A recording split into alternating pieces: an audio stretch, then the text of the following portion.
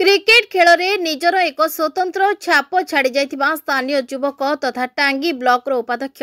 श्री दुर्गा प्रसाद नाथ शर्मा भाई स्वर्गत गुरु प्रसाद नाथ स्मृति को सदा सर्वदा उज्जीवित रखा उद्देश्य स्वर्गत गुरु प्रसाद को बाल्य बंधु ऋषिकेश राउतराय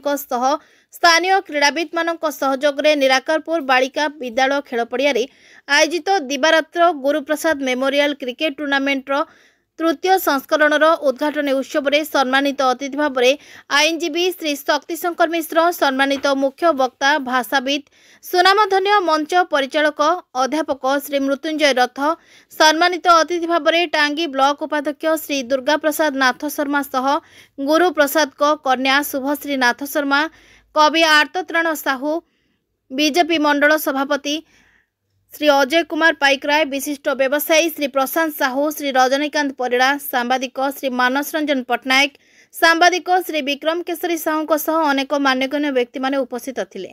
एवं निराकरपुर ग्रामर प्राक्तन सरपंच श्री ऋषिकेश राउतराय सभापतित्व करथिबा बेले विशिष्ट व्यवसायी श्री प्रभास स्वाई मंच परिचालना करथिले। एही टूर्नामेंट रे जीवन रश्मि महापात्र, राजेश साहू, आर्तत्राण राउतराय, अनिल कुमार सेनापति, अजय बारिक, विश्वभूषण सामंतराय, प्रकाश सेठी, दिवाकर राउतराय, विप्लव साहू भली अनेक स्थानीय युवक माने क्रीड़ा परिचालन में सहयोग करथिले। एही टूर्नामेंट रे 16टी दल भाग नैथिबा बेले Bhubaneswar Sundarpada cricket association champion हेबा सह पुरस्कार अर्थराशि बाबदे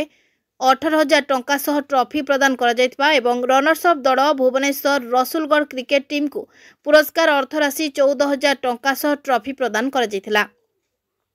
उक्त टूर्नामेंट रे सम्मानित अतिथि मानक सह स्वर्गत गुरु प्रसाद नाथ शर्मा को कन्या उपस्थित दर्शक मानक सह अतिथि मानक भाव विहलित कर देथिला। ब्यूरो रिपोर्ट साई संपूर्ण न्यूज।